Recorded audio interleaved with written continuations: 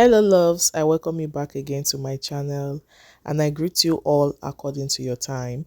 In today's video, I'll be showing you how I drafted this beautiful blazer. So if this sounds like what you're interested in, kindly watch to the end and please do not forget to subscribe, like, comment and share this video.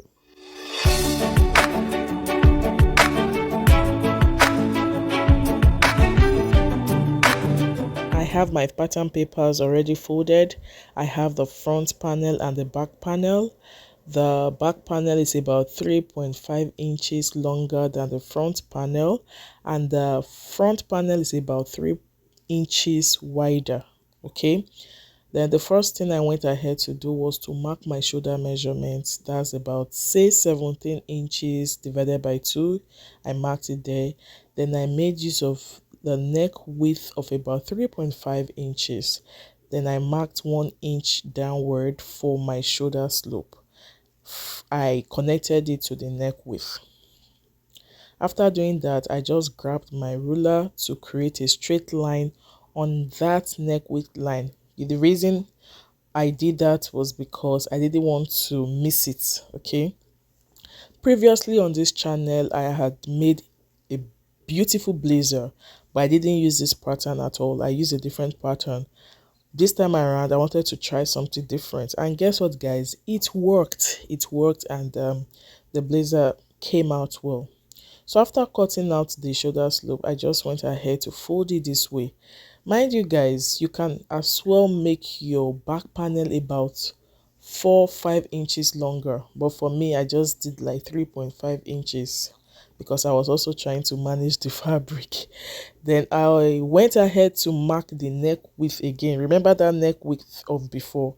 I marked it again. That was just the line I drew there.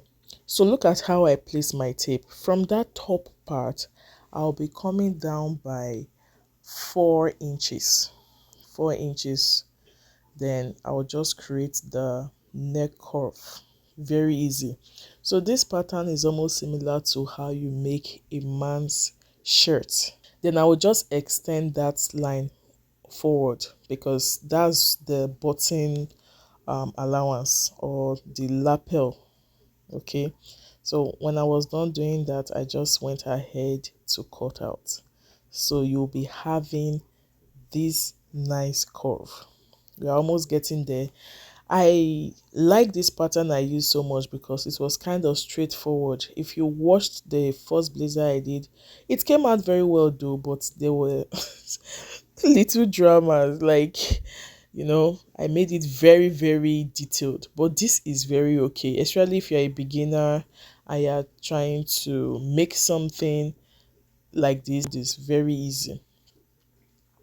So after cutting out the front part of the neck, remember we didn't cut out the back neck width, it's just for the front. So for the back, look at what I did guys. I just extended that folded line, then I trimmed off the excess. You also know that for the back neck depth, you'll have to come down by at least 1 inch. I came down from the shoulder by 8.3 inches, and that will be the armhole measurement. So how do you achieve that? You just divide your round bust measurement by 6, then you add 1.5. I will be drawing a line perpendicular to that armhole line, and that will serve as my chest line. Okay, so first I took my round bust measurement divided by 4, then I just added like 2 inches for seam allowance. So that line, if I extend it now, is my chest line. Hope we are good. So from that same shoulder, I marked my under bust. Okay, I marked my half length, I marked my waist. In fact, these are all my vertical measurements.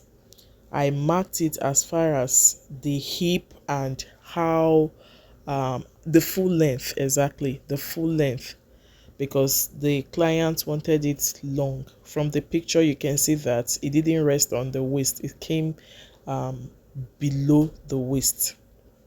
Okay, so that's the full length of the blazer. You can decide to make it stylish by curving it.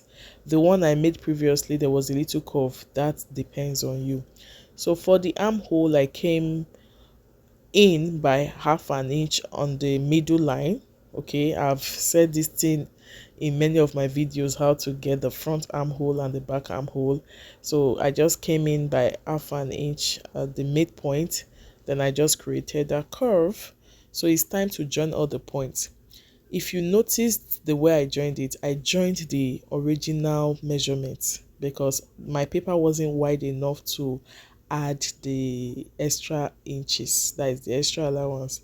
So I'll be doing that on the fabric. Okay, this measurement is okay for the vertical measurement, but for the horizontal measurement I had to add extra allowance. Okay, so this is how this looks. We now have the front panel and the back panel. So here I just transferred it to my fabric. In another video I'll be showing you how I cut out the fabric and how I joined, because I don't want this video to be too long. So I believe you learned something from this video and it was really well explained. Thanks so much for watching, and I hope to see you all in my next tutorial.